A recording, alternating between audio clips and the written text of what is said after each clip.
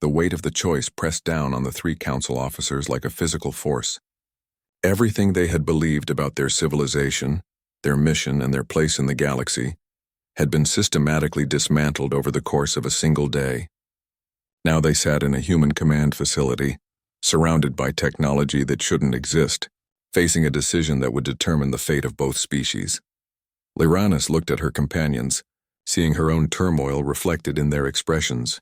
Tilana's cranium was pulsing erratically as her analytical mind struggled to process contradictory information.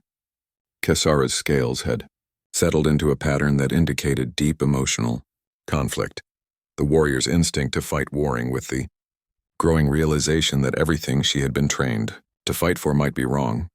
"You're asking us to betray our own species," Lyranis said quietly. "No," Dr. Harrison replied. "We're asking you to save it." Secretary Chen activated one final display, this one showing the current state of council space. Red markers indicated systems under increasing surveillance. Yellow showed planets being prepared for resource extraction, and blue marked the locations of council elimination fleets. "The final assessment protocol isn't just about humanity," Chen explained. "It's part of a larger initiative. The council has identified 17 species as potential threats. The plan is to eliminate or subjugate all of them within the next decade. The scope of the planned genocide was breathtaking. Billions of sentient beings across multiple star systems, all marked for death or slavery, because they had developed too quickly or refused to submit to council authority. Among them," General Rodriguez added, "are the homeworlds of several species currently serving in the council military." Kesara's scales shifted to shocked white. "They're planning to eliminate their own people?" "Not their own," Harrison corrected gently. "That's the point. Council leadership has never considered non-human species to be equals. They're tools, resources to be used and discarded when convenient." Tylana's cranium suddenly blazed with activity as her analytical mind reached a terrible conclusion. The integration protocols. They're not designed to help species join galactic civilization. They're designed to make them dependent. "Exactly," Chen confirmed. "Technology transfers that create reliance on council systems. Cultural exchanges that gradually replace native traditions with council values. Economic partnerships that strip worlds of their resources while providing just enough benefit to prevent rebellion." The three aliens were beginning to understand the true horror of what they had been part of. Every successful first contact mission, every species they had helped integrate into galactic society, had actually been a carefully orchestrated conquest. "How long have you known?" Lyranis asked. "We suspected from the beginning," Rodriguez replied. "When you've spent centuries fighting each other, you develop good instincts for recognizing predators.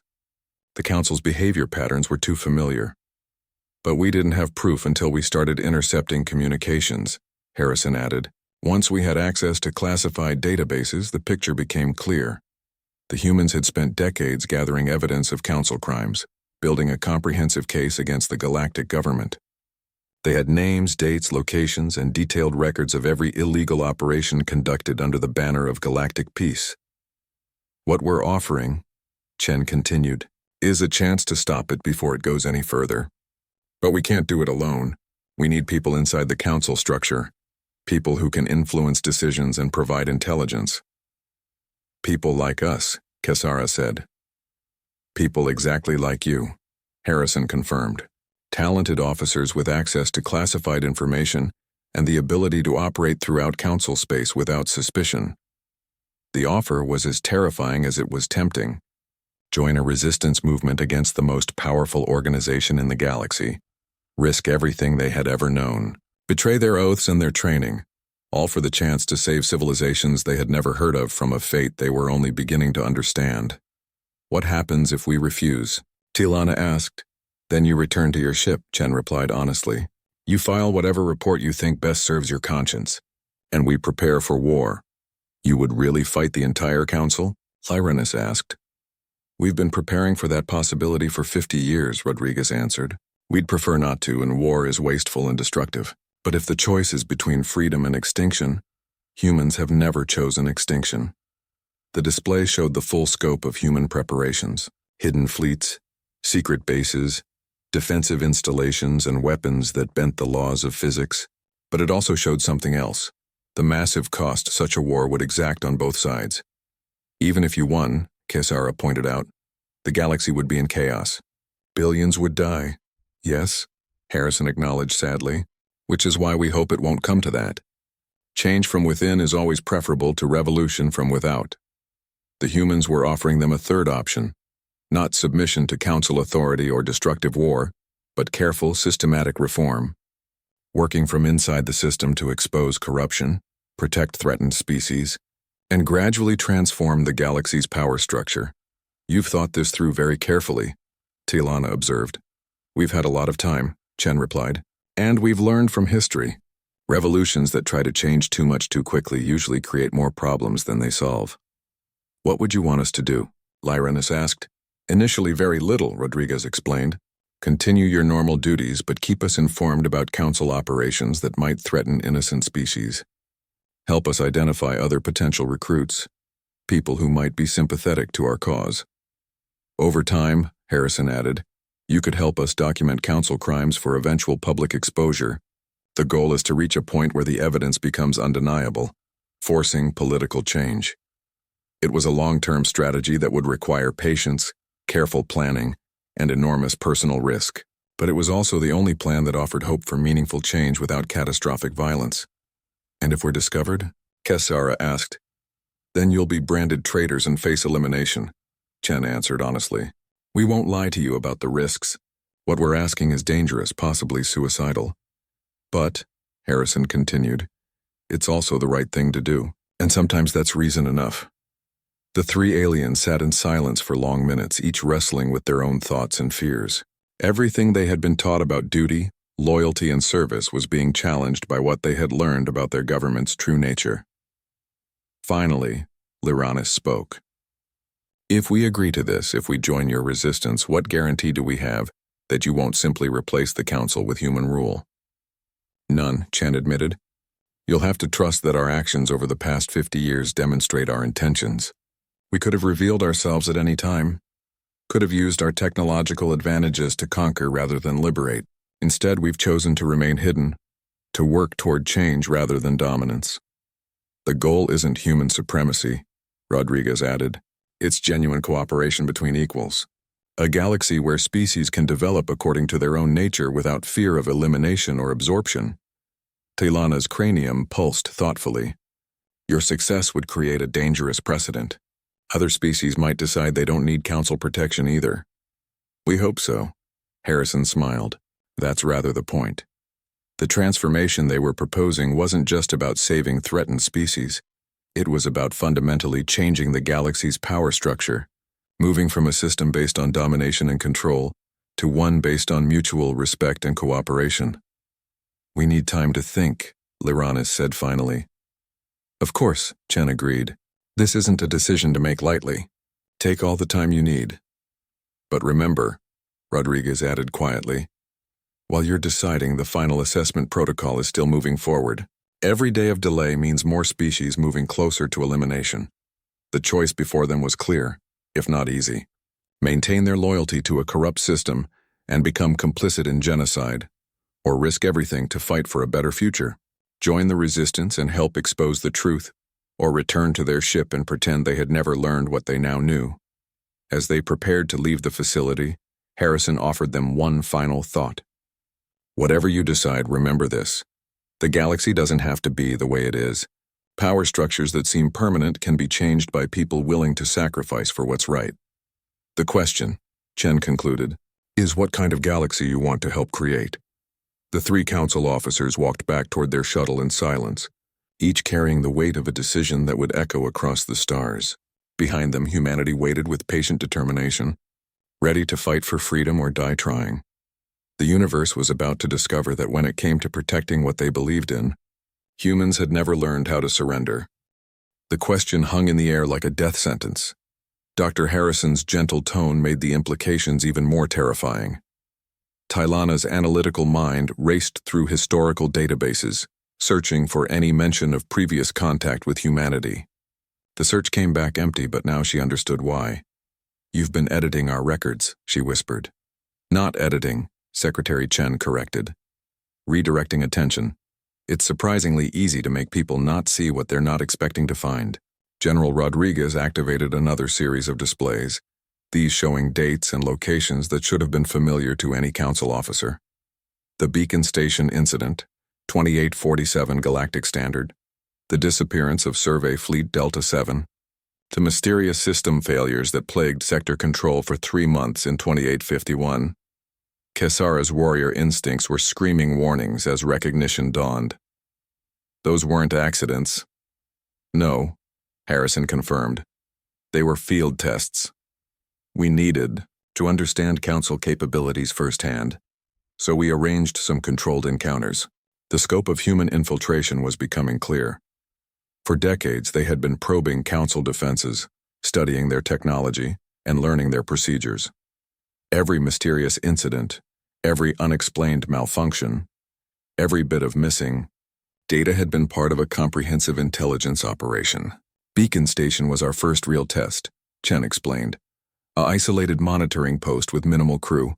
We needed to see how quickly the Council would respond to a distress signal, what kind of force they would send, and how they would investigate the aftermath. Lyranis remembered the incident from her academy studies. A routine monitoring station had gone silent for 6 hours before coming back online. The crew reported system malfunctions and memory gaps, but medical scans showed no signs of outside interference. The incident had been classified as equipment failure. You were there, she realized. You took that station. Briefly, Rodriguez nodded. Long enough to download their databases and conduct some biological studies. Your people never even knew they had been unconscious. Biological studies? Kesara's scales were shifting to aggressive patterns. Nothing harmful, Harrison assured her quickly. We needed to understand Council physiology, psychology, and neural patterns. How else could we develop countermeasures? For your various species' advantages? The revelation was staggering. Humans had been kidnapping Council personnel for scientific study, then returning them with no memory of the encounter. It explained so many unexplained incidents over the years. Survey Fleet Delta 7 was more ambitious, Chen continued. An entire exploration fleet, 12 ships, 300 crew members. We needed to test our capabilities against a larger force. Tylana accessed her historical files. Delta 7 had been investigating reports of unusual energy signatures in an empty system. They had found nothing and returned to base. But their mission. Logs showed several hours of missing time that had never been explained. You captured an entire fleet? Lyranis asked in horror. Disabled and studied, Rodriguez corrected, then sent them home with adjusted memories and falsified sensor logs. As far as they knew, they had conducted a routine survey of an empty system. But how? Kesara demanded. Council ships have the best defensive systems in the galaxy. Harrison smiled sadly. Had, Lieutenant. Past tense. Every system you consider advanced, we learned to defeat decades ago. Your shields, your weapons, your sensors, your engines, we know them better than you do. The displays show detailed schematics of Council technology, annotated with human analysis and countermeasures. Every weakness had been identified, every vulnerability catalogued. The aliens realized with growing horror that their most advanced military technology was essentially useless against human capabilities. The sector control failures were the most complex operation, Chen explained. We needed access to your central command networks, but they're heavily protected and constantly monitored. Impossible, Tylana protested. Sector control is isolated from all external networks. There's no way to access it remotely. You're right, Harrison agreed. So we didn't access it remotely. We physically infiltrated the station. The aliens stared at him in disbelief. Sector control was located in deep space, surrounded by defensive installations and staffed entirely by Council personnel. The idea that humans could have infiltrated it was beyond credibility. Shape-shifting technology, Kesara guessed. Nothing so exotic, Rodriguez replied. We simply recruited some of your people. The statement hit like a physical blow. Recruited? Turned. Convinced, persuaded? Call it what you want, Chen said. Some Council personnel have become sympathetic to human perspectives on galactic politics. Lyranis felt her worldview crumbling around her. You're talking about treason. We prefer to think of it as enlightenment, Harrison replied. When you show people the truth about council operations, some of them decide they'd rather be on the right side of history. The displays showed personnel files, council officers, scientists, and administrators who had been secretly working with humanity for years. The scope of the infiltration network was breathtaking. Humans had assets in every major council facility, from research stations to military commands to administrative centers. How many? Tilana asked weakly. Enough, Chen replied. We've been very careful about recruitment. We only approach people who are already questioning council policies, who have seen too much to maintain their faith in the system. People like Dr. Velnara, Rodriguez added casually. Kesara's scales went white with shock. Velnara is Admiral Zixara's communications officer. She processed our mission orders. Yes, Harrison confirmed. She's been working with us for 8 years. How? Do you think we knew exactly what kind of survey team would be sent to Earth? The implications were devastating. Their entire mission had been compromised from the beginning. The humans had known they were coming, known their capabilities, known their objectives. They had been walking into a carefully prepared trap from the moment they left council space. Dr. Velnara provided us with your personnel files, your mission parameters, and your ship's technical specifications, Chen explained. We've had months to prepare for this encounter. But why? Lyranis asked desperately. What could possibly motivate a council officer to commit treason? Truth, Harrison replied simply. We showed her the real history of council operations. The species that were eliminated not for being dangerous but for being inconvenient. The civilizations that were absorbed not to help them, but to exploit their resources. He activated another display, showing classified council documents that should have been accessible only to the highest levels of government. Elimination orders, resource extraction plans, population control protocols. The dark side of galactic civilization laid bare.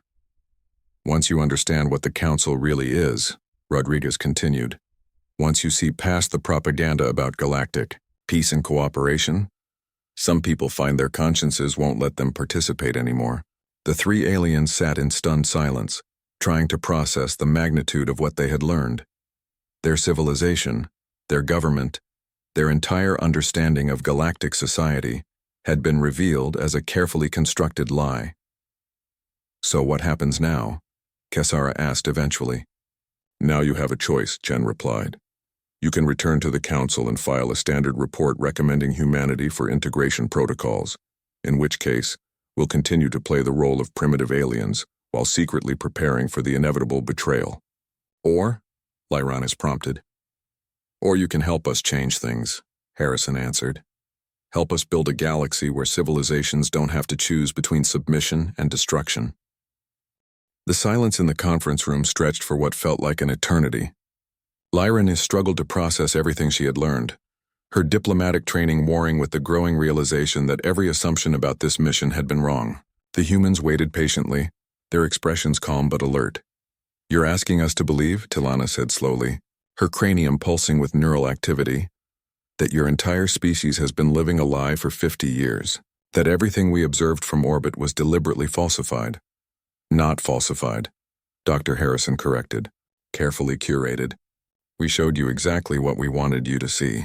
Primitive transportation that runs on fossil fuels, divided nations squabbling over resources, technology that appears decades behind galactic standards. But why? Kesara demanded. Why go to such elaborate lengths to appear weak? General Rodriguez smiled grimly. Because, Lieutenant, we studied your history. We know what happens to species that appear too advanced too quickly. The Council has a pattern of preemptive action against potential threats.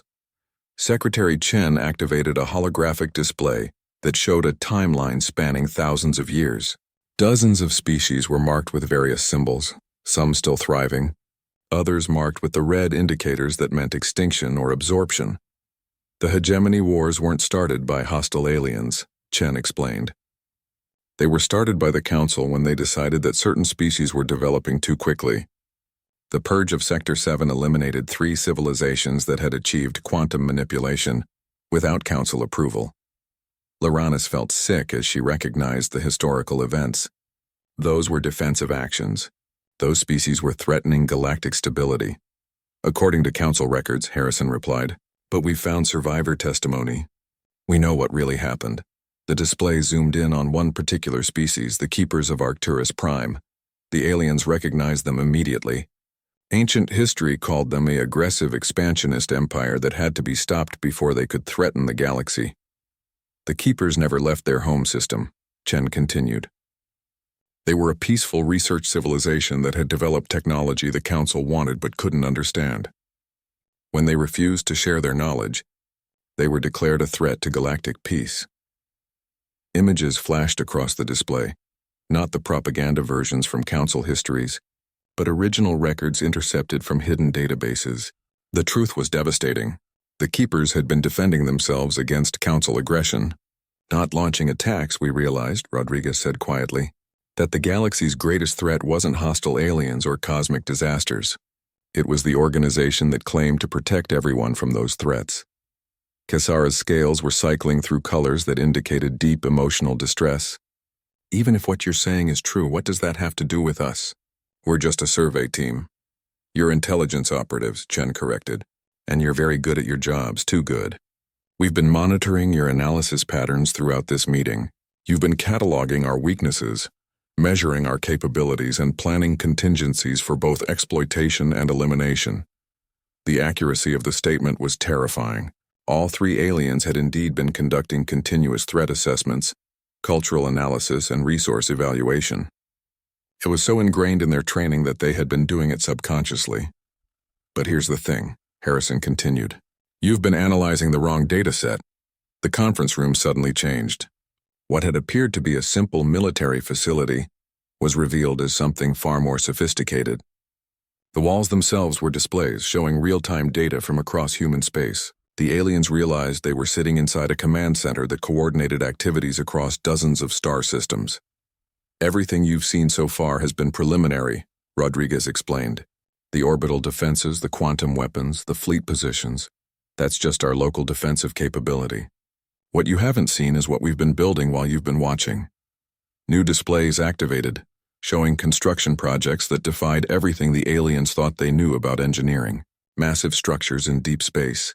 Installations that seemed to bend reality around themselves. Networks of connected facilities that spanned light years. We call it the defense grid, Chen said. 47 years of continuous construction, hidden in the spaces between Council patrol routes. If we wanted to, we could shut down faster-than-light travel throughout this entire galactic region. Tylana's analytical mind was approaching overload. That's impossible. The energy requirements alone would exceed the output of multiple stars. Only if you use traditional methods, Harrison replied. We don't harvest energy, we redirect it.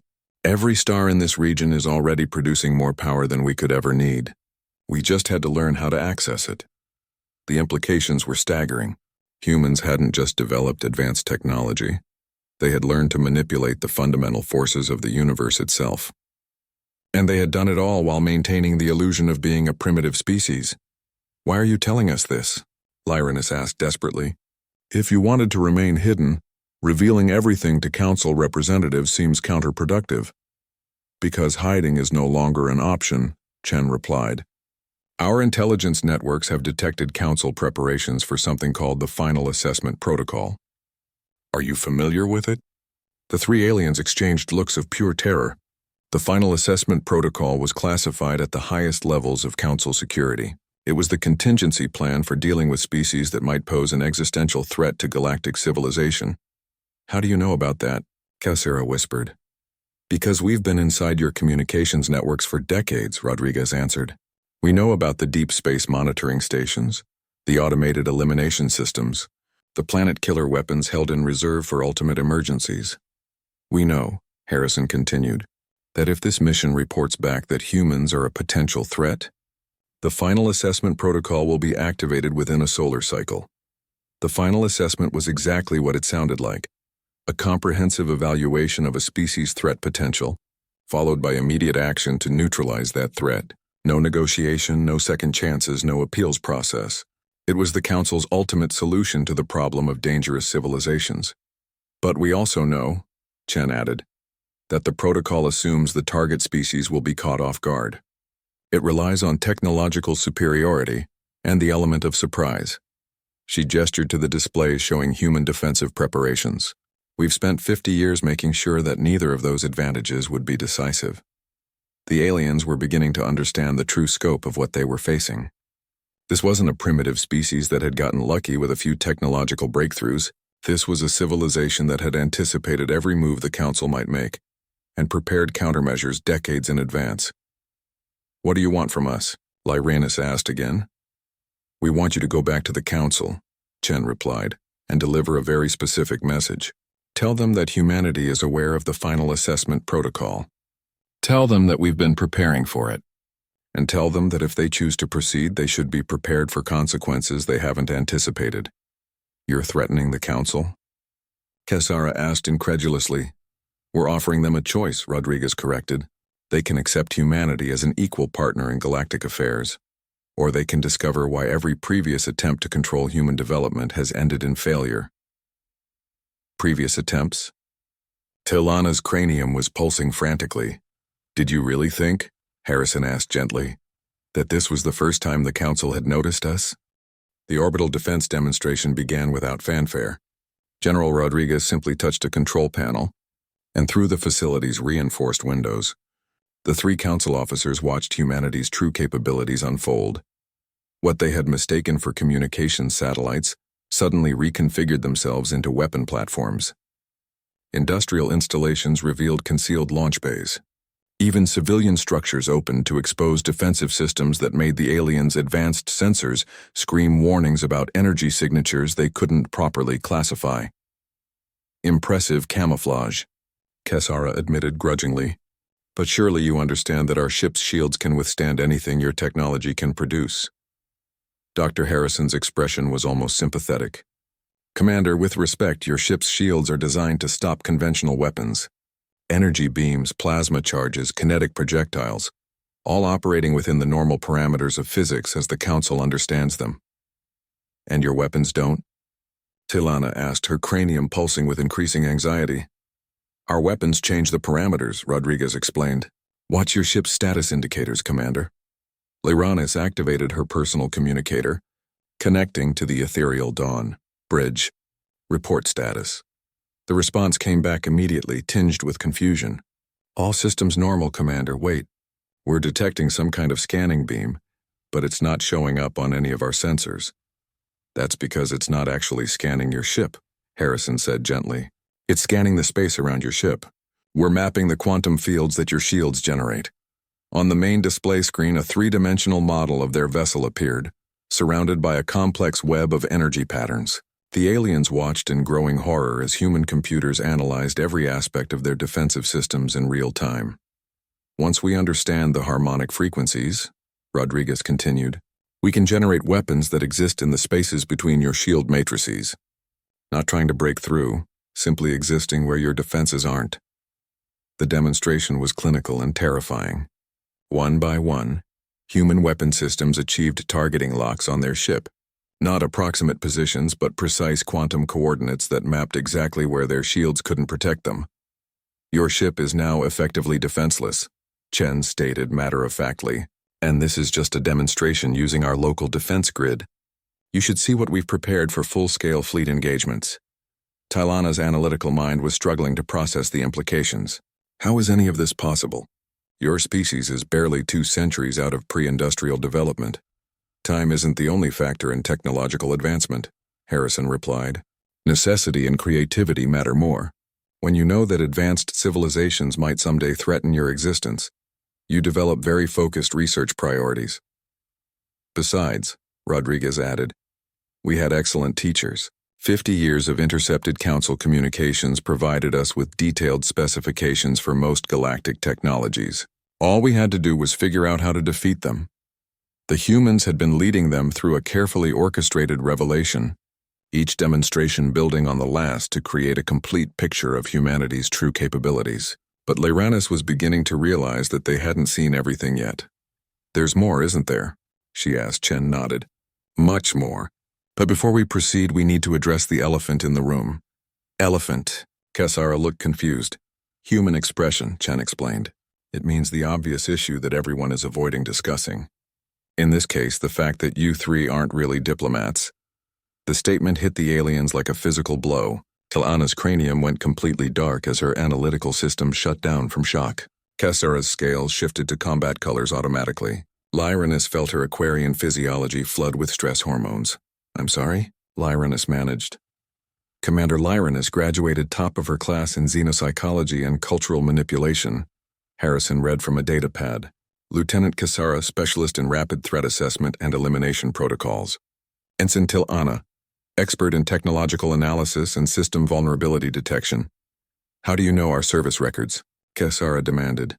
Because we've been monitoring council personnel files for decades, Rodriguez replied. We know exactly what kind of team gets sent for standard diplomatic surveys of primitive species. It's always a cultural analyst to identify weaknesses, a warrior to assess military threats, and a tech specialist to catalog anything useful. Chen stepped forward, her diplomatic mask finally dropping completely.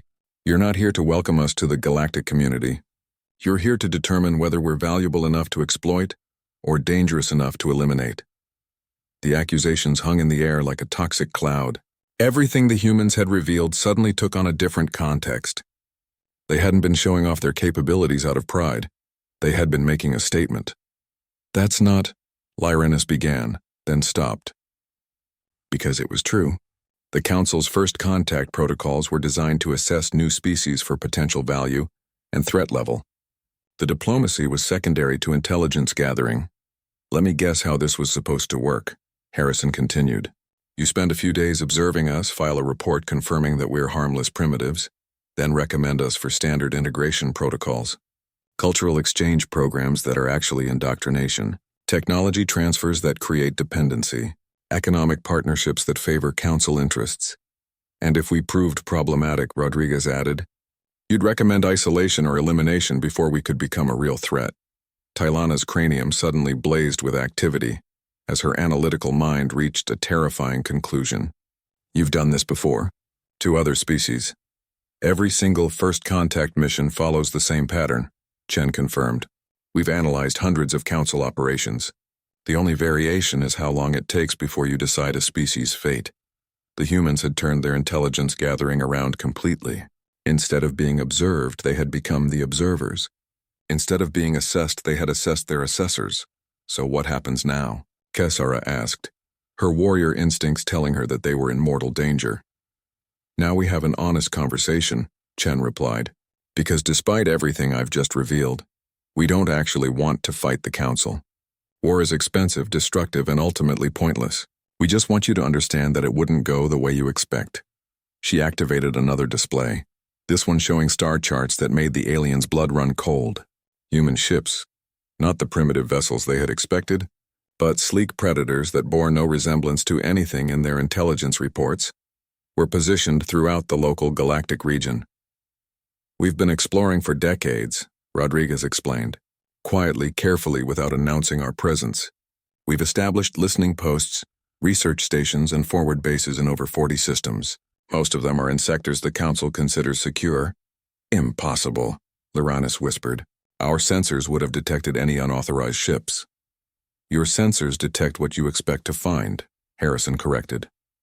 Human ships don't use the same propulsion systems as Council vessels. We don't generate the energy signatures your equipment is designed to identify. The final revelation was the most devastating of all. Not only were humans far more advanced than anyone suspected, but they had been operating in Council space for decades without being detected. They had been watching, learning, and preparing while the galaxy's most powerful civilization remained completely unaware of their presence. Your move, Commander, Chen said quietly. As Dr. Harrison activated the demonstration chamber, the 3 Council officers watched with polite but limited interest. The small organism in the enclosure appeared unremarkable, a simple cellular structure that pulsed gently under the laboratory lights. Tylana's enhanced analytical mind automatically began cataloging its basic properties. Watch carefully, Harrison said, his finger hovering over a control panel. We're going to subject this organism to conditions that would instantly kill any natural life form. The chamber filled with what the readouts indicated was pure radiation, levels that would be lethal to most known species within seconds. The organism not only survived but began to thrive, its cellular activity increasing dramatically.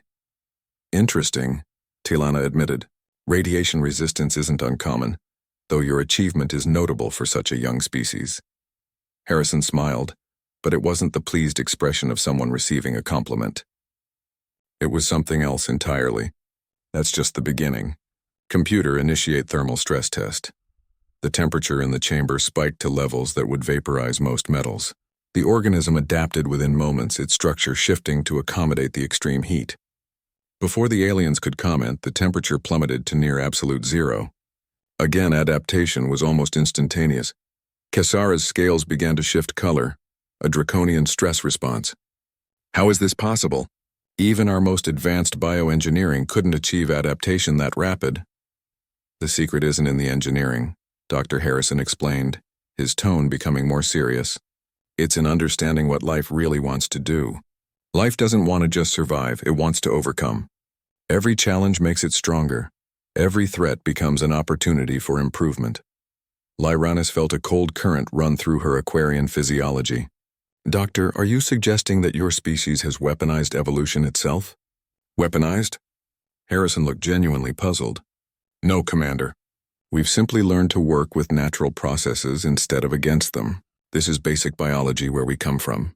General Rodriguez stepped forward, his casual demeanor becoming more focused. Perhaps we should show them the other demonstration, Doctor. They moved to another section of the facility, where a large viewing window overlooked what appeared to be a testing range.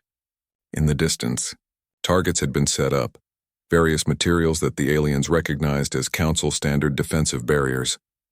We understand that galactic technology is far superior to ours, Rodriguez said conversationally. So we've been working on ways to level the playing field, just in case we ever encountered hostile forces. A human soldier appeared at the far end of the range, carrying what looked like a primitive kinetic weapon. The aliens watched with detached curiosity as the soldier took aim at the first target, a barrier made of metasteel, one of the strongest defensive materials in the galaxy. The weapon fired with a simple mechanical sound. The metasteel barrier didn't just break. It disintegrated completely, leaving nothing but scattered atoms drifting in the wind. Tilana's cranium began pulsing rapidly, her analytical mind racing. That's impossible. Kinetic weapons can't generate that kind of destructive force. You're right, Rodriguez agreed. Kinetic weapons can't. But kinetic weapons aren't what we use anymore. The soldier fired again, this time at a barrier made of crystallized energy, a defensive technology that could stop starship weapons. The result was identical. Complete molecular dissolution. What we've discovered, Dr. Harrison continued, is that every defensive system has an inherent weakness. Every barrier can be bypassed if you understand the fundamental forces involved. It's not about hitting harder, it's about hitting smarter. Kesara's warrior instincts were screaming warnings. What exactly are you shooting at those barriers? Modified matter, Rodriguez replied. We've learned to alter the basic properties of projectiles at the quantum level. Instead of trying to break through defenses, we simply make the projectiles exist in a state where the defenses can't interact with them. The implications hit Lyranis like a physical blow. You've developed quantum manipulation technology? But that's impossible. Your species hasn't even mastered fusion power. We haven't mastered fusion power because we didn't need to, Harrison explained. Why build massive power plants when you can manipulate matter at the subatomic level? It's much more efficient. Secretary Chen had been watching the aliens' reactions carefully. Now she spoke with a tone that had shifted from diplomatic courtesy to something much more serious. Commanders, we need to be honest with each other. When we detected your ship approaching our system, we weren't celebrating. We were preparing. Preparing for what? Lyranis asked, though she was beginning to suspect the answer. For war, Chen replied simply. We've been monitoring galactic communications for longer than you realize. We know about the Council's policies regarding problematic species. We know what happens to civilizations that don't conform to your standards. Tilana's analytical mind was processing information at maximum capacity. You've been intercepting our communications, but that requires technology far beyond your supposed capabilities. Our supposed capabilities, Rodriguez repeated. Based on what intelligence? Surface observations? Passive scans? Did any of your people actually come down to our planet before filing those reports? The uncomfortable truth was becoming clear. The Council's intelligence gathering had been entirely passive, conducted from orbit using standard sensors. They had observed human technology and society from a distance, making assumptions based on what they could detect remotely. You've been hiding your true capabilities, Cassara stated, her warrior's mind finally grasping the situation. Not hiding, Chen corrected, simply not advertising. We learned long ago that the galaxy isn't as peaceful as your propaganda suggests. We know about the hegemony wars, the purge of Sector 7, the fate of the Resistance Coalition. We know what the Council does to species that pose potential threats. Lyranis felt her diplomatic training crumbling around her. Those were isolated incidents.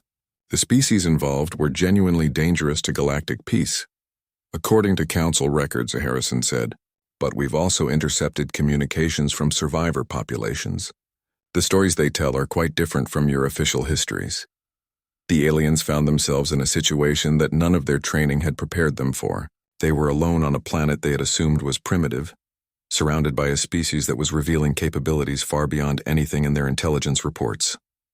What do you want from us? Lyranis asked, her diplomatic composure finally cracking. The same thing we've always wanted, Chen replied, to be left alone to develop as we choose. But if that's not possible, then we want the Council to understand exactly what kind of mistake they would be making if they decided we were a problem to be solved. Rodriguez walked to another control panel. Would you like to see our orbital defense demonstration? We have some very interesting ideas about how to deal with ships that might try to quarantine our system. Through the facility's windows, they could see human installations that they now realized weren't primitive at all. What they had mistaken for basic industrial complexes were actually sophisticated military facilities, carefully disguised to appear harmless to orbital observation. How long have you been preparing for this? Tilana asked. Since we first detected your listening posts at the edge of our system, Chen answered, about 50 years ago. The aliens realized with growing horror that humanity had known about the galactic community for decades. They had been watching, learning, and preparing while allowing the Council to believe they were an ignorant primitive species. The airlock hissed open, and Lyranis stepped onto the alien soil with practiced grace. Her Aquarian physiology adapted instantly to the new atmospheric pressure, while her diplomatic training kicked in automatically. Behind her, Cassara and Tilana emerged with equal composure, their various scanning devices already cataloging everything from soil composition to electromagnetic radiation levels. The human delegation approached cautiously. 3 individuals in what appeared to be formal attire, flanked by soldiers in primitive armor carrying kinetic weapons. Lyranis almost smiled at the display, as if their crude projectile weapons could even scratch Council standard personal shields. The lead human was a tall female with graying hair pulled back severely. Her posture radiated authority despite her species' obvious physical limitations. I am Secretary of Defense Patricia Chen, she announced. On behalf of the United Nations, I welcome you to Earth. Lyranis activated her universal translator and responded with the standard diplomatic greeting. Greetings, Secretary Chen. I am Commander Lyranis of the Galactic Council. We come in peace to establish formal relations between your species and the galactic community. The humans exchanged glances that Tilana's enhanced analytical mind immediately flagged as significant. There was something in their micro-expressions, a tension that didn't match their words, but the Cerebrian dismissed it as natural nervousness. First contact was undoubtedly the most significant event in human history. We've prepared a facility for our discussions, Chen said, gesturing toward a low building in the distance. If you would accompany us. As they walked, Lyranis found herself studying the humans more closely. Their leader moved with surprising efficiency despite her primitive physiology. The soldiers maintained perfect formation while constantly scanning their surroundings. Their alertness level seemed excessive for what should have been a historic celebration. Tell me, Secretary Chen, Lyranis said, making conversation as they approached the building, what does your species hope to gain from contact with the galactic community? Chen's response was immediate and unsettling. knowledge, technology, and most importantly, an understanding of what threats we might face. Kesara's scales rippled with confusion. Threats? The galaxy is a peaceful place, Secretary Chen. The Council maintains order and ensures that conflicts between species are resolved diplomatically. Of course, Chen replied, but her tone carried an edge that the Draconian couldn't quite interpret. We've learned to be prepared for various possibilities. Inside the facility, the humans had arranged a conference room with remarkable attention to detail. The furniture was adjusted to accommodate the aliens' different physiologies. The lighting was calibrated to their visual spectrums, and the temperature was set to optimal comfort levels for all three species represented. Impressive adaptability, Tailana admitted privately through their shared communication link. They've done this preparation remarkably quickly. What she didn't realize was that humans had been preparing for this moment for much longer than she imagined. The formal discussions began with standard protocol exchanges. The humans presented their planet's governmental structure, population statistics, and technological capabilities with remarkable honesty. They seemed almost eager to emphasize their limitations and primitive status. We realize we have much to learn, Chen said as she concluded her presentation. Our technology is clearly far behind galactic standards. We're not even united as a species. We still have competing nations and occasional conflicts. Lyranus nodded approvingly. Honesty about limitations is a positive trait, Secretary Chen. Many species attempt to exaggerate their capabilities during first contact. Your humility will serve you well in joining the galactic community. May I ask about the process? Dr. James Harrison, the team's chief scientist, leaned forward with apparent curiosity. How does a species typically integrate with the Council? What are the requirements? Tailana took this question, her cranium pulsing with the pleasure of sharing knowledge. Integration is gradual, she explained. First, we establish a cultural exchange program. Then comes technology transfer, carefully managed to prevent cultural shock. Eventually, your species may qualify for Council membership, though that typically takes several centuries. Technology transfer, Dr. Harrison repeated thoughtfully. That's fascinating. What determines how much technology a species receives? Primarily their ability to use it responsibly, Kesara interjected. Species that demonstrate wisdom and peaceful intentions receive more advanced systems. Those that show aggressive tendencies are limited to basic improvements. The third human, General Marcus Rodriguez, had been silent throughout most of the exchange. Now he spoke for the first time. And if a species proves to be problematic? What then? The question sent a chill through the alien delegation that none of them could quite explain. Lyranus found herself reassessing the human before her. His posture was relaxed, his tone conversational, but something in his eyes suggested depths that hadn't been apparent in their intelligence reports. Such cases are rare, Lyranus replied carefully. Most species naturally develop peaceful tendencies as they advance. Those that don't are simply isolated until they mature. Isolated how? Rodriguez pressed. Trade restrictions, communication limits, sometimes quarantine fields around their system, Tailana answered. Nothing harmful, simply containment until they're ready to join civilized society. The humans absorbed this information with what appeared to be casual interest, but all three aliens were beginning to feel increasingly uncomfortable. There was something happening beneath the surface of this conversation, currents they couldn't read. Dr. Harrison consulted a device that looked remarkably advanced for human technology. I hope you don't mind, but we've prepared some demonstrations of our capabilities. Nothing threatening, of course, just examples of what we've achieved. Certainly, Lyranus agreed, though she wondered what primitive humans could possibly demonstrate that would be of interest to Council representatives. The first demonstration was in the adjacent laboratory. Harrison led them to a transparent enclosure containing what appeared to be a small biological sample. We've been working on genetic adaptation, he explained. This organism has been modified to survive in environments that would normally be lethal. The Galactic Council's newest intelligence report landed on Admiral Zixara's desk with the soft thud of disappointment. The blue-skinned Valorian officer's four eyes scanned the holographic display, her tentacle-like fingers drumming against the crystalline surface. Another primitive species discovered on the outer rim of the galaxy, the third this cycle. Humans, she muttered.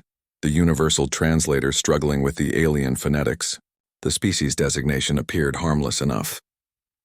Bipedal mammals from a small blue-green world they called Earth. Their technology was, laughably primitive. They had barely achieved faster-than-light travel and still used combustion engines for local transportation. Most amusing of all, they were divided into hundreds of separate nations, constantly bickering over resources and territory. The report classified them as Category 7, minimal threat, the lowest possible rating. Even the peaceful Herberan monks rated a Category 5 due to their advanced psychic abilities. These humans had no notable physical advantages, no psychic powers, no advanced weaponry that could threaten even a single Council patrol ship. They were, by all accounts, completely harmless. Zixara's communications officer, a tall, elegant Stellarian named Vel Nara, approached the command platform. Her silver skin shimmered with bioluminescent patterns that indicated curiosity. "Admiral, the Council has approved first contact protocols for the human species. They've requested a standard diplomatic survey." "A waste of resources," Zixara replied, but she nodded anyway. "Very well. Assemble a small team, just enough to satisfy Council requirements. Take the science vessel Ethereal Dawn. This shouldn't require more than a few solar cycles." The diplomatic team consisted of 3 young officers, all recent graduates from the Council Academy. It was considered a safe assignment, perfect for inexperienced diplomats to cut their teeth on a harmless species. Commander Lyranis, a petite Aquarian with flowing translucent skin, led the mission. Her expertise lay in cultural analysis and first contact protocols. Accompanying her were Lieutenant Kesara, a fierce-looking draconian warrior whose red scales marked her as a member of the elite Guardian class, and Ensign Tilana, a brilliant young Cerebrian whose enlarged cranium housed one of the most advanced analytical minds in the Council. As their ship approached the Sol system, the team reviewed their mission parameters with casual disinterest. Standard first contact procedure: observe from orbit, establish communication, assess technological and cultural development, file report. Simple, routine, boring. "Look at them," Tilana said, her pale blue skin flickering with neural activity as she processed the incoming data streams. "They're actually fighting wars on their own planet. Multiple conflicts simultaneously. How inefficient." Kesara snorted, a small puff of steam escaping her nostrils. "Primitive territorial behavior. My people abandoned such foolishness millennia ago when we learned to share hunting grounds." Lyranis studied the human settlements spreading across the planet's surface like an infection. They've overpopulated their world and depleted many of their natural resources, yet they continue to reproduce at unsustainable rates. Most species develop population controls before reaching critical mass. The 3 young officers exchanged knowing looks. This assignment was clearly beneath their training. They had studied advanced civilizations, learned protocols for dealing with species that could challenge Council authority or contribute valuable knowledge to the galactic community. These humans appeared to offer nothing but a footnote in some xenobiologist's research database. Their ship, a sleek diplomatic vessel equipped with the latest stealth technology, settled into a stable orbit around Earth. The humans' primitive sensors couldn't detect them. Their radar systems were centuries behind Council standard. The team could observe with complete impunity, gathering data for their report while remaining invisible to the subjects below. "Initial scans complete," Tilana announced, confirming Category 7 classification. "No energy weapons capable of threatening our shields, no spacecraft that could pursue us beyond their immediate solar system, no evidence of advanced materials science or quantum technology." Kesara activated the cultural analysis protocols, tapping into human communication networks. The sheer volume of their information systems was impressive, but the content made her scales ripple with amusement. "They spend enormous amounts of time creating fictional entertainment about alien invasions," she reported. "Most scenarios involve the aliens being defeated by human ingenuity and determination. Quite optimistic for such a primitive species. Compensation behavior," Lyranis diagnosed. "They subconsciously understand their vulnerability, so they create fantasies where they emerge victorious against superior forces. It's actually quite common among developing civilizations." The team spent several cycles observing human behavior patterns, military capabilities, and technological development. Everything confirmed their initial assessment. Humans were individually weak. Their physical strength was average compared to most sapient species. Their lifespans were brief, and they had no natural abilities that would make them formidable opponents. Their technology was crude, their society fractured, their potential for advancement limited by their own aggressive tendencies. On the 5th day of observation, Lyranus made the decision to proceed with direct contact. Standard protocols called for announcing their presence through official government channels, but the humans had dozens of competing power structures. She chose the largest military alliance, transmitting a basic greeting through their communication satellites. The response was immediate and chaotic. Human military forces went to maximum alert, their primitive weapon systems activated, and their leaders engaged in frantic communications. The reaction was so overblown that Tilana's cranium actually pulsed with laughter. They think 3 young officers in a single diplomatic vessel constitute an invasion force, she gasped. Their paranoia levels are off the charts. Kesara watched human military units scrambling across the planet's surface like disturbed insects. Should we be concerned about this level of aggression? She asked. They're behaving as if we pose an actual threat. Lyranus considered this briefly, then dismissed the concern. Fear response to the unknown. Perfectly normal for a species that hasn't encountered other sapient life. Once we establish communication and they understand we mean no harm, they'll calm down. The team prepared for the next phase of contact, a face-to-face meeting with human representatives.